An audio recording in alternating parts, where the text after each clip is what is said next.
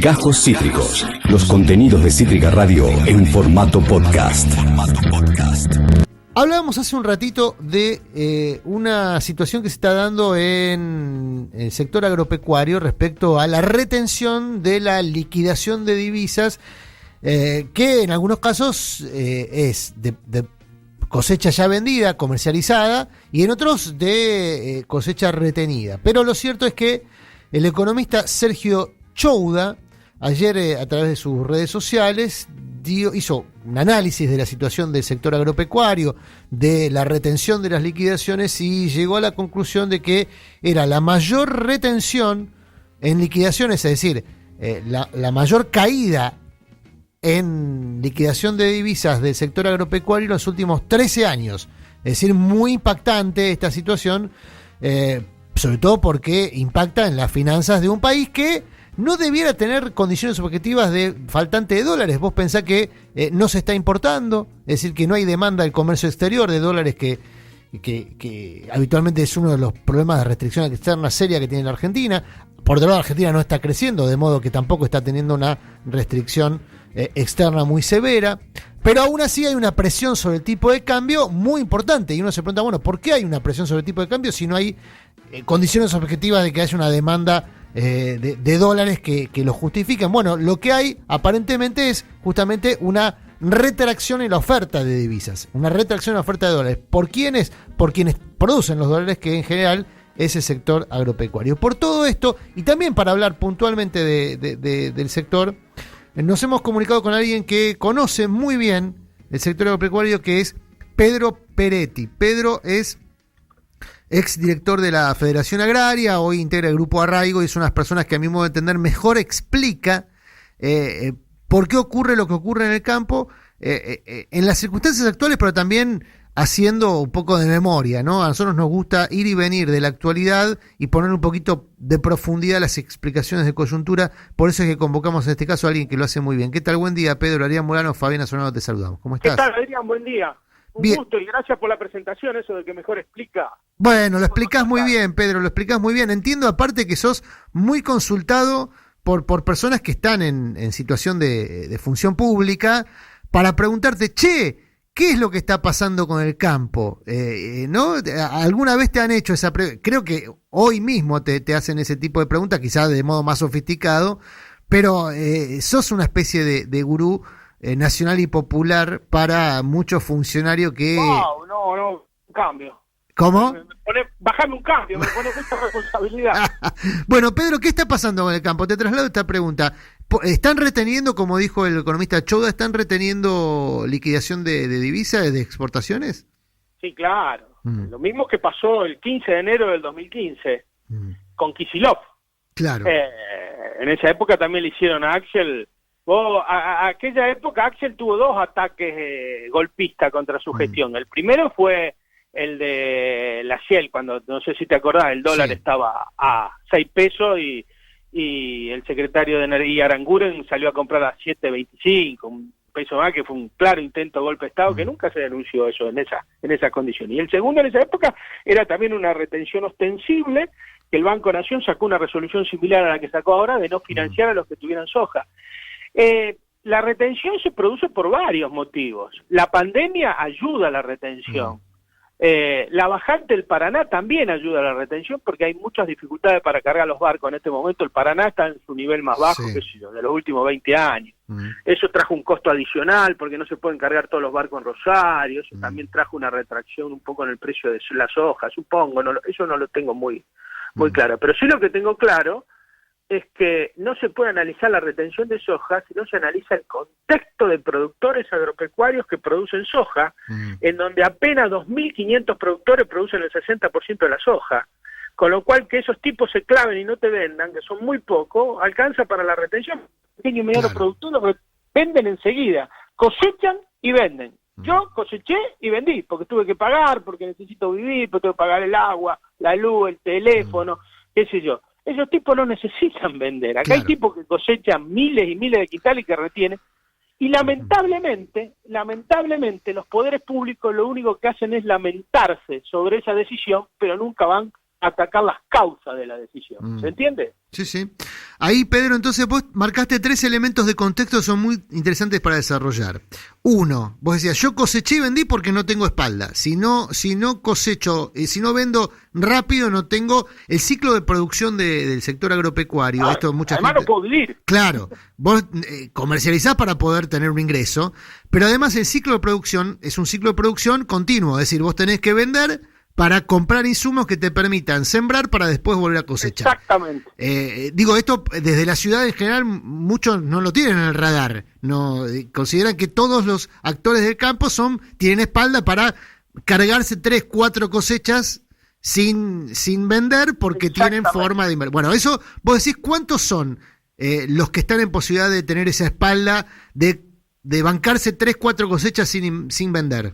Y bueno, 2.500 productores hacen el 56% de las hojas. Si le sumás una escaloneta más, vos vas a tener que el 80% de los productores solamente hace el 20% de las hojas que se producen en este país. O sea, son todos pequeños y medianos productores. Digo, que sobre los cuales hay que tener una mirada discriminada, que nunca el campo nacional y popular termina de entender cuando toma prácticamente una resolución que hay que discriminar a los productores de acuerdo al tamaño de sus explotaciones agropecuarias. El tamaño en el campo define. Claro. A diferencia que en el sexo, que no define el tamaño define en el campo, es central, califica el tamaño. No es lo mismo tener 2.000 hectáreas que tener 100, que tener 10 y que no tener ninguna, pero eso no se termina de entender, nunca se termina de entender. Hubo una oportunidad, Pedro, estamos en comunicación con Pedro Peretti, productor agropecuario, miembro de la organización Arraigo y ex director de la Federación Agraria. Una oportunidad en el 2008, cuando fue el conflicto, en la reforma que se le hizo al proyecto de la 125, se segmentaba y era, a mi modo de ver, pero no soy un especialista, me especialicé brevemente en el tema porque terminé escribiendo un libro sobre ese conflicto, pero a mi modo de ver era una segmentación que se parece mucho a la pelea histórica de la Federación Agraria, que se parecía mucho. Segmentaba, mira, la mejor segmentación la hizo en el 2015 Axel Kicillof cuando hizo la mayor transferencia fue la política pública de mayor transferencia hacia los pequeños y medianos productores, transfirió en ese momento 3.000 millones de pesos con el dólar, creo que estaba 7, casi 8 pesos, a pequeños y medianos productores devolviendo retención. Esa fue la más... El sistema de devolución de retenciones, que era una especie... Eso fue exitoso en el sistema de devolución, exitoso porque la derecha siempre dijo que lo que nosotros planteábamos era que no se podía hacer, porque no se podía hacer porque era imposible hacerlo desde el punto de vista práctico. Mentira. Se escondían detrás del escondrijo burocrático, porque imagínate, un Estado como el argentino que paga 6 millones de jubilaciones diferenciadas no va a poder devolver retenciones a 80.000 productores en forma diferenciada, ¿no? Y ahora, después de todo lo que hace la ANSES y todo lo demás, mirá si no se puede devolver, o la FIP, mirá si no se puede calificar y devolver retenciones. Ese era un argumento banal, estúpido, pero que por supuesto... ¿Sabes cuál es el problema central, estimado? El problema central es que el campo nacional y popular nunca se anima a dar un debate de frente por la política agropecuaria en la Argentina. Nunca, y somos superiores, notablemente superiores en idea, en concepción, y nunca terminamos de pararnos frente y decirle, miren muchachos, esto no es así, esto se puede hacer de otra manera. Yo veo todas las declaraciones todavía en tiempo y de todos están los tipos, y ninguno de este lado sale a dar un debate, o sea, no tenemos... Eso se debe a varias cuestiones.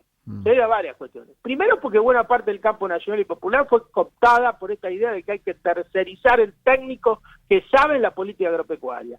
Y lo segundo es que el campo nacional y popular perdió un instrumento central en el debate ideológico por otra agricultura, que es la Federación Agraria Argentina, que siempre fue la pata agraria del campo nacional y popular y que hoy está en manos de un grupo de gente incompetente y encima de ultraderecha, porque imagínate, y que nunca terminamos de entender que hay que recuperar ese sello de la Federación Agraria Argentina para el campo nacional popular o crear uno nuevo que nos permita pararnos para debatir por otro tipo de agricultura de rostro humano, de agricultura con agricultores. Todo hay una discordia histórica entre el peronismo y lo que en su momento era la sociedad rural. Hoy esa representación se ha fragmentado un poco, pero lo cierto es que O se ha atomizado en realidad, porque hubo una fragmentación en algún momento y después la mesa de enlace volvió a atomizar la representación agropecuaria, pero lo cierto es que se ven como antítesis, ¿no? El peronismo industrializador,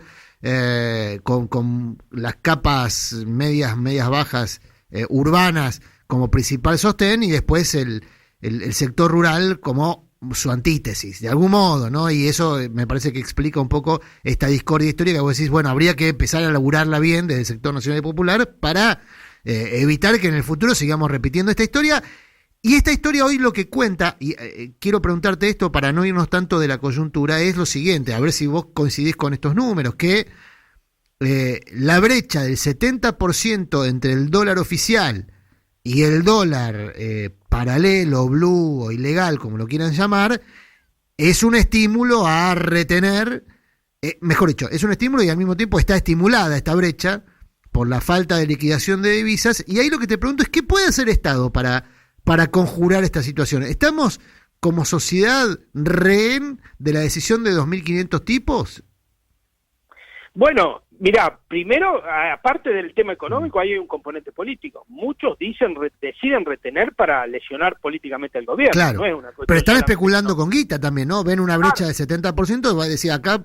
Especulan con la guita, pero aún muchos de ellos estarían dispuestos a perder plata con tal de forzar a una devaluación al gobierno para que termine de erosionar su credibilidad. Guarda, que hay mucho, porque yo vi el otro día un chat que hubo, eran como 1.500, 2.000 productores, y el componente de la especulación en orden a tenemos que tumbar a estos tipos, sacarlo y no va más, está en primera fila. Ah, sí, eso hubo un chat de productores diciendo que había que tumbar a estos tipos. Si no fueron tampoco, vamos a decir la verdad, Pedro, no, el gobierno, a ver, lo único que hizo fue más o menos esta semana tratar de limitar un poquito a través del sistema financiero. Por eso, no es que fue muy agresivo, digamos, con el sector, el gobierno. Pero les viene perdonando la vida. A ver si se entiende. Les viene perdonando la vida. Pedro. Sí. ¿Hola? Pedro, ¿qué tal? Buenos días. Fabiana Solano te saluda. ¿Cómo andás? ¿Cómo le va? Una pregunta con respecto al contexto que tiene que ver más con los pequeños productores y la comercialización de sus productos, porque acá en la ciudad de Buenos Aires, o las imágenes que tenemos en la cabeza de cómo afecta la pandemia, tienen que ver con la trama más urbana. ¿Cómo está afectando esto también a lo digamos, a lo rural, pero también el vínculo de los productores con los consumidores cuando es un vínculo directo? ¿Qué está pasando con ese sector de la comunidad rural?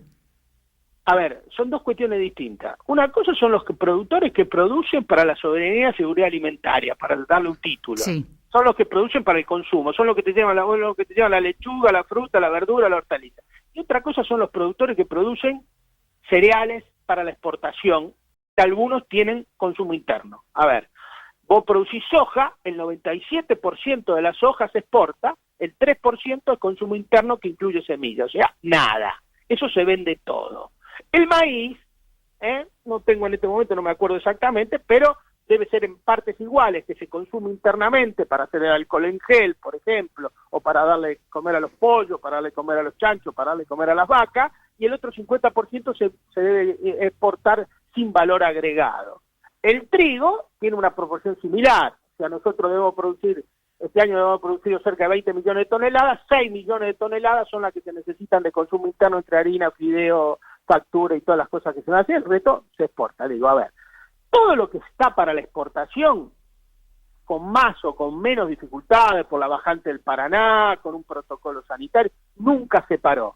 Se cosechó el 100% de la soja, se cosechó el maíz, se sigue cosechando el maíz de segunda, está todo, funciona exactamente igual. Por eso que eso debería ser una ventaja comparativa frente a la pandemia, que podemos seguir exportando con más o menos precios, podemos seguir accediendo a divisas fuertes para financiar nuestras necesidades internas, pero no está sucediendo, por lo que explicaba Adrián, de que se retiene y todo lo demás, pero también no está sucediendo porque el gobierno no tiene ninguna política seria, profunda y concreta para regular el comercio exterior de grano, que es absolutamente imprescindible en este momento, así como necesitamos regular, el uso de los de los aerorespiradores, Sí. porque necesitamos consumirlo nosotros. En este momento también hay una necesidad que necesitamos regular el comercio externo. Una vez que nosotros necesitamos generar divisa. Bueno, señor, hay un montón de instrumentos destinados a tratar de que los grandes productores liquiden sus cosechas y no se afecte a los pequeños productores poniéndolo todo en la misma bolsa. ¿Y a qué le adjudicás la mano blanda, digamos? La condescendencia. Yo no sé. En el caso de Macri estaba claro yo soy que... parte de este proyecto. Sí, ya lo sé, te lo pregunto porque ya sé que estás haciendo la crítica. Yo Sí. estoy empujando todos los días para que el gobierno tome medidas más profundas, para que los terratenientes sean incluidos, para que la tierra, que el latifundio pague impuestos y sea incluido en la ¿cómo puede ser que el latifundio en la Argentina no pague impuestos? Es una cosa disparatada. Sí.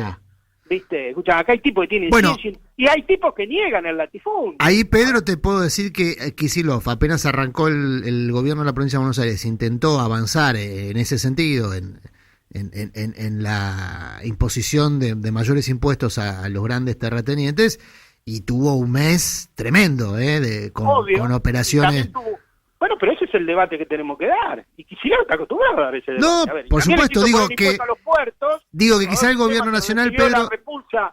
La repulsa de Kicillof fue cuando puso el impuesto, quiso aumentar el impuesto a los puertos de las carga y descarga, que es una cosa, y se le pararon de mano. Bueno, hay una puja política. Pero ¿saben cuál es el problema, Dean? Que debemos dar ese debate. Alguien debe salir en nombre del campo nacional y popular y de un Estado popular a dar ese debate con la derecha y decirle, señores, ustedes no tienen razón, Claro. están equivocados. A ver, por el Paraná se van 27.000 millones de dólares al año en exportaciones que ni siquiera se pesan. A ver si se entiende, no Sí, hay sí. balanza para pesar lo que se vende. Vos pones una verdulería hoy en cualquier barrio, aún en el barrio qué sé yo, Nueva Pompeya, y lo primero que compra es una balanza. A ver, el Estado argentino no pesa lo que vende. ¿Qué es, A a ver si se ojo? entiende. Y más esa a declaración criterio, jurada. claro. A declaración jurada, ¿no? ¿Cómo? Esa declaración jurada se cobra en función de lo que dicen los exportadores que están exportando. A ojo de buen cubero. Sí. Va un tipo del Senasa, mira hasta dónde se hunde el barco y dice, este barco tiene 50.000 toneladas. Sale de ahí, cambia del Audi A4, se va al Audi A6. Claro.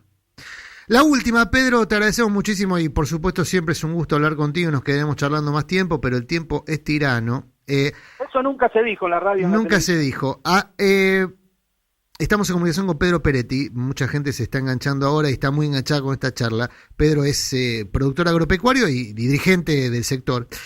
Ayer se difundió en redes sociales, en cadenas de WhatsApp, en mentideros políticos, el dato de que BlackRock, que es una de las grandes acreedoras que tiene la Argentina, hay 2 o 3 grupos financieros globales que tienen fuerte acreencia con la Argentina, uno de ellos es BlackRock, es además el principal accionista de Bunge, que es una de las 5 principales exportadoras de grano del mundo y de la Argentina en particular, ¿verdad? BlackRock, entonces, está negociando la deuda con la Argentina y al mismo tiempo es un exportador de granos. El mentidero de la política decía, ¿no será que BlackRock es uno de los que está operando a través de la retención de liquidaciones para que se amplíe la brecha de dólares y presionar el sistema financiero para mejorar su posición como acreedor? Digo, esta era la conspiranoia que ayer estaba circulando. ¿La ves posible conociendo vos el sector? No creo, que BlackRock tiene participación en 17.000 grandes empresas y que tiene el PBI 5 veces más grande de la Argentina, está en el detalle de lo de Bunge o no de Bunge. Me parece que está en número. Digo, me parece que hay, a ver, es siempre trasladar la responsabilidad fuera. A ver, lo decía Arturo Jaureche, la culpa no es del de afuera que invade, sino del de adentro que entrega. Si nosotros nos miramos nosotros un poco mismo y vemos la política que tomamos, a ver, ¿por qué no tenemos una acción más decidida para quedarnos con el puerto de Vicentín y con la línea aceitera de Vicentín? Estaba todo servido eso, ¿no? El tema de Vicentín. ¿Y? ¿Por qué no lo hacemos? ¿Y por qué no tomamos esa fábrica de aceite que tiene Vicentín? El aceite es lo que más aumentó en los consumos familiares. Producimos el aceite nosotros.